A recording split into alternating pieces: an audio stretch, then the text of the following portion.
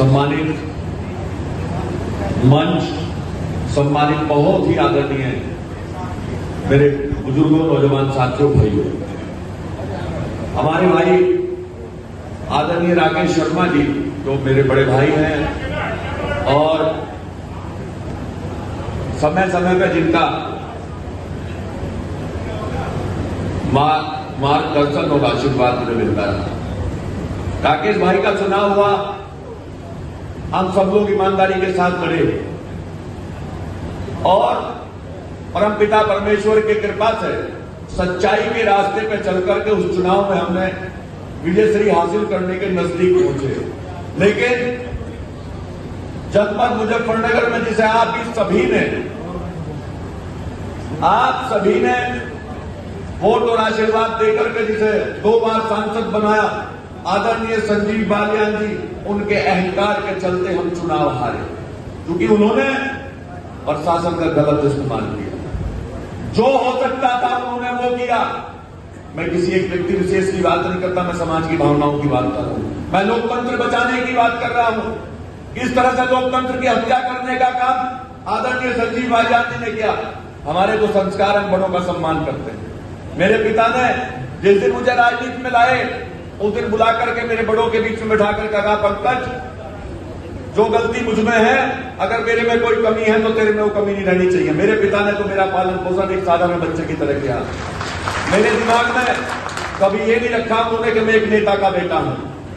और ये सब परिवार के जिम्मेदार लोग यहां जानते भी।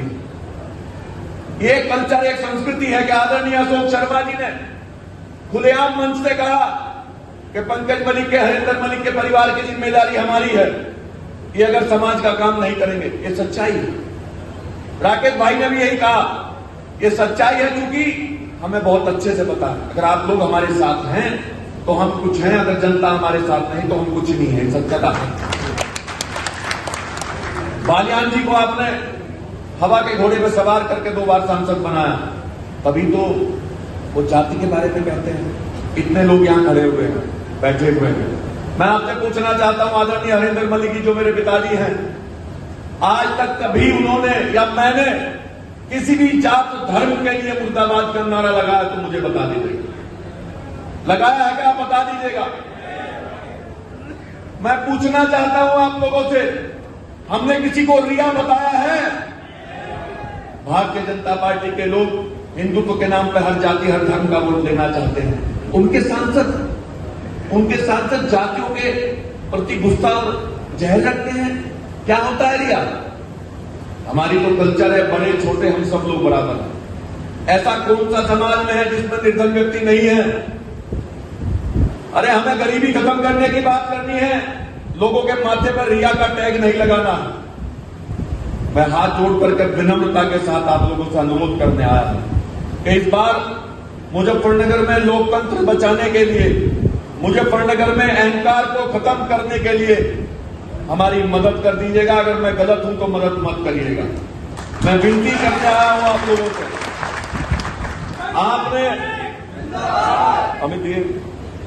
आपने ये पगड़ी आज इस समाज की तरफ से मुझे पहनाई है। मैं आपसे वायदा करता हूं, समाज के सम्मान में कोई कमी नहीं करूंगा और कभी भी आपको ऐसा नहीं लगेगा कि मैंने कोई गलती की है।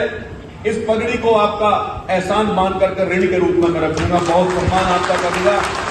उम्मीद करता हूं आप लोगों से कि एक बार आप अपने मन से जरूर सोचिएगा। अगर बार बार आपने कभी हिंदुत्व के नाम पे, कभी जात और धर्म के नाम पे वोट किया, आप ब्राह्मण समाज के लोग, सच्चाई के राह पर चलने वाले लोग हैं, भगवान परशुराम जी को मानने वाले लोग हैं,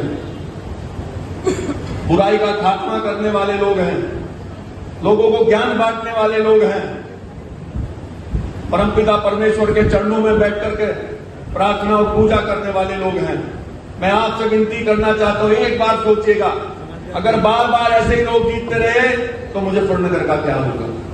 मैं 5 चुनाव लड़ चुका हूं और 3 बार जीता हूं। मुझे आप बता दीजिएगा, मेरे पिताजी के बारे में लोग उल्टी सीधी बात कहते होंगे, एक बात ऐसी बता दिएगा कि हमारा अपराध और अपराधियों से कभी संबंध रहा। खुलेआम संजीव जी का अपराधियों को संरक्षण देने का आरोप उन पर लगता है। खुलेआम आज भी जब वो वोट मांगने जाते हैं तो उनके साथ हॉकी वाले, डंडे वाले लड़के कार में बैठ करके जाते हैं। पूछे दीपक शर्मा भाई का क्या दोष था? मैं पूछना चाहता हूं दीपक शर्मा भाई का क्या दोष था? इस तरह से उनके साथ अभद्र व्यवहार किया गया। ऐसा करना उचित था? अरे लोकतंत्र है, वोट जो जहां चाहे दे, लेकिन किसी को धमकाना, किसी को गलत कहना, यह निराधार है, गलत।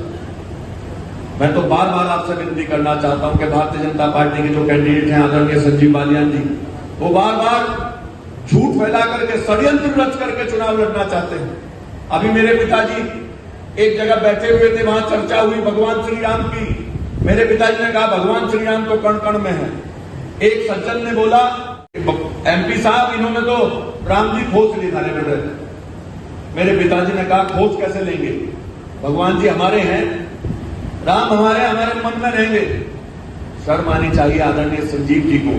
उनकी आईटी सेल ने उसमें भी मंदिर और मस्जिद का जिक्र कर दिया। और उससे खराब बात यह है, अगर पंकज मलिक को कभी झूठ बोलना पड़ेगा तो मेरी जबान तुतलाएगी। मैं कभी झूठ नहीं बोलता, किसी कीमत पे झूठ नहीं बोलता। अति उत्साह में ये बात जरूर कह रहा हूं आपके बीच में, चूंकि आपका आशीर्वाद और प्यार आज मिला है तो बहुत अच्छा लग रहा है। लेकिन उन्होंने वीडियो के सामने, कैमरे के सामने एक वीडियो में झूठ बोल दिया और हम पे आरोप लगा दिया कि मंदिर को खत्म करके मस्जिद बनाना चाहते हैं।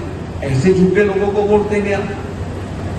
वो चले मंदिर में, चले हरिद्वार, गंगा जल हाथ में लेकर के सौगंध खा दूंगा अगर हम मेरे पिता ने ऐसा कहा हो, और राजनीति से संन्यास ले लूंगा, पक्का वायदा। अब आप लोगों के हाथ में है। पंकज मलिक और राकेश शर्मा अच्छाई और सच्चाई के रास्ते पे चल करके राजनीति करना चाहते हैं। अब आपके हाथ में है कि आप हमारी सच्चाई और अच्छाई को चुनेंगे या उस अहंकार रूपी आदमी को चुनेंगे जिनके मन में अहंकार के अलावा कुछ और नहीं है।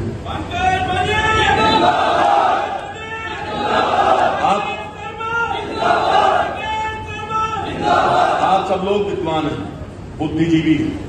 मैं आपसे पूछना चाहता हूं, 10 साल में सांसद बने हुए थे, 10 साल में 7.5 साल वो मंत्री हैं। मैं आपसे पूछना चाहता हूं, उन्होंने 2013 में हिंदुत्व की बात की। मुझे बता दें हिंदुत्व के नाम पे कितने लड़कों की नौकरी लगवाई है, कितने नौजवान भाइयों को रोजगार देने का काम किया है। मैं मुद्दों की बात कर रहा हूं, मैं मुद्दों में चुनाव लड़ना चाहता हूं, बेकार की बात नहीं करता। मैं पूछना चाहता हूं, बताइए कितने बड़े उद्योग लगवाए हैं उन्होंने? भारत सरकार की कोई योजना यहां लेकर के आए हो जिसमें उद्योग लगे हो और जिससे हमारे नौजवान भाइयों को रोजगार मिले? बता दीजिए मुझे। अरे वो आदरणीय हरेंद्र मलिक जी से तुलना करेंगे? मेरे पिताजी ने 5,000 से 10,000 के बीच में लोगों की नौकरी लगवाने का काम किया, एक साधारण एमएलए होते हुए। और मैं वादा कर रहा हूं आप लोगों से, जो रास्ता मेरे पिता ने दिखाया उसी पे चलूंगा। और एक और बात कह देना चाहता हूं, हमारे परिवार के बहुत सारे जिम्मेदार लोग यहां बैठे हैं। हमने कभी जाति और धर्म के नाम पर काम नहीं किया। अगर कोई ब्राह्मण समाज, सैनी समाज, जाट समाज का, राजपूत समाज का, कश्यप समाज का, वाल्मीकि समाज का, किसी भी समाज का, गरीब का, अमीर का, अगड़े का, पिछड़े का, अगर बेटा, भाई और परिवार की मां बहन अगर कोई हमारे पास आया, उन्होंने फोन किया तो हमने उसके साथ खड़ा होकर के काम किया। और ये सच्चाई है। राकेश भाई से मेरे विचार इसीलिए मिलते हैं। ये भी ऐसे, इनके पास समाज के साथ साथ अन्य बाहर का भी कोई आदमी आता है तो ये खड़े होकर के उसकी मदद करते हैं। और एक तरफ देखना संजीव जी क्या करते हैं, घर में बैठ करके लोगों को धमकाने का काम करते हैं, झूठ बोलने का काम करते हैं, झूठे आरोप लगाने का काम करते हैं। जनता से बड़ा, परमपिता परमेश्वर के बाद जनता से बड़ा लोकतंत्र में कोई संरक्षण नहीं दे सकता। मैं अनुरोध करने आया हूं आप लोगों से, आज मेरी विनती, हाथ जोड़ करके विनम्र निवेदन है कि इस बार अहंकार को तोड़ने का काम कीजिए और अच्छाई और सच्चाई को चुनने का काम कीजिए। मैं वायदा करता हूं आप लोगों से, मेरे पिता ने हमेशा आप लोगों का सम्मान किया है। राजनीतिक बाधाओं से, राजनीतिक दल की बाधाओं से हट करके आपके समाज ने बहुत बार मेरे पिताजी को वोट देने का काम किया। मेरा समर्थन करने का काम किया। मैं वायदा करता हूं मेरे पिताजी द्वारा, मेरे परिवार द्वारा कभी किसी को अपमानित नहीं किया जाएगा।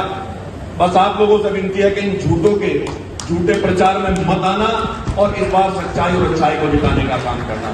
बहुत बहुत धन्यवाद, आभारी हूं और बहुत ही अच्छा लग रहा है कि आप लोगों का आशीर्वाद और प्यार मिला। आशीर्वाद है मेरे साथ, बहुत बहुत धन्यवाद। आप सब लोगों ने यहाँ मुझे बुला करके उन्होंने समर्थन दिया है। सभी लोगों ने कहा है कि आज अहंकार के खिलाफ अच्छाई और सच्चाई को सपोर्ट करेंगे, इसीलिए आज आदरणीय हरेंद्र मलिक जी को यहाँ समर्थन दिया गया। जी, लगातार जो संजीव बालियान ने नरेंद्र मोदी को अपराधी बता रहे हैं, क्या कहेंगे? संजीव बालियान जी ने अपराधी बताया है, वो ये भी स्पष्ट कर दें, उनकी तो सरकार है, कौन सा अपराध किया है। यही तो झूठ फैला रहे हैं वो, ये झूठ फैला रहे हैं क्योंकि इस बार हर जाति, हर धर्म, हर वर्ग का व्यक्ति आज आदरणीय संजीव बालियान जी के खिलाफ आदरणीय हरेंद्र मलिक जी को वोट देने का काम कर रहा है।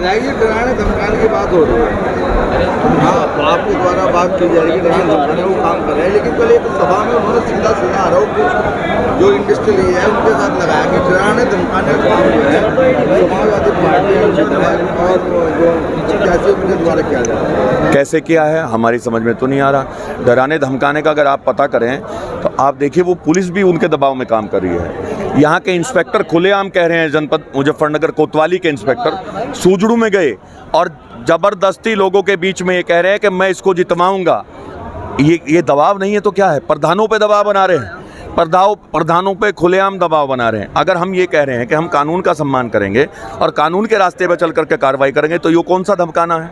आप बताइए कौन सा धमकाना है? सर, क्या पुलिस कठपुतली बन गई है? नहीं, मैं स्पष्ट रूप से कह दूंगा, पुलिस के बहुत सारे अधिकारी निर्भीकता के साथ, निडरता के साथ काम कर रहे हैं, लेकिन कुछ लोग उनके इशारों पे काम करें। संजीव बालियान जी खोसने वाली बात आ रही है, कल एक खोसने वाली बात थी, जो मंदिर को खोसने की कर रहे हैं, जो बात करे खोसने वाली बार उठाई जा रही है, क्या मामला है? खोसने वाली बात क्यों उठाई जा रही है? देखिए, उन्हें झूठ का सहारा लेना पड़ रहा है क्योंकि जनता का आशीर्वाद और प्यार हमारे साथ है। आप वो वीडियो देख लीजिएगा, मीडिया में प्रेस करके बाकायदा मेरे पिताजी ने बताया था जब इन्होंने छेड़छाड़ की। उस वीडियो में स्पष्ट रूप से ये है कि कुछ लोग वहाँ बैठे हैं, चर्चा चल रही है भगवान श्री राम की। एक सज्जन व्यक्ति ने कहा कि भगवान राम तो इन्होंने आपसे खोस लिए भाजपा ने। उसका कहने का तात्पर्य था कि राजनीतिक मुद्दा बना लिया। मेरे पिताजी ने इस पर कहा ऐसे कैसे खोस लेंगे, हमारे भगवान हैं, हम फिर इनसे खोस लेंगे। यानी भगवान श्री राम कण कण में हैं, जन जन में हैं। भगवान श्री राम आस्था का प्रतीक है, हम उनका सम्मान करते हैं। मंदिर मस्जिद की बात कैसे आ जाएगी? मुझे स्पष्ट करके बता दिए, मंदिर तो सुप्रीम कोर्ट के आदेश से बना है। ऐसी क्या कोई व्यवस्था है, न्याय व्यवस्था, जिसमें सुप्रीम कोर्ट को चैलेंज किया जा सके? और हरेंद्र मलिक जी क्यों करेंगे?